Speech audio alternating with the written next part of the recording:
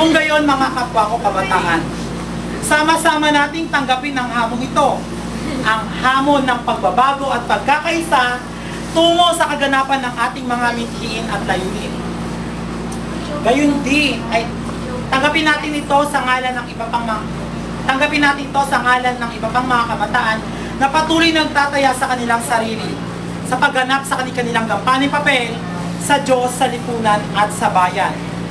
Gayon din sa mga kabataan na patuloy nagtataya, gayon din sa mga kabataan, sa marami pang kabataan na patuloy na nalilito at nagsasawalang kibo sa mga pangyayari sa ating paligid. Naway magsilbing pagganyak at inspirasyon ang hamong ito upang ating simulan at ipagpatuloy ng buong sigasig ang matalino at aktibong pakikilaho tungo sa maunlad na pagbabago.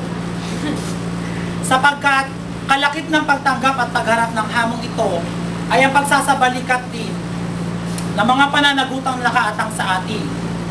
Ngayon, tayong mga kabataan, mental block ako.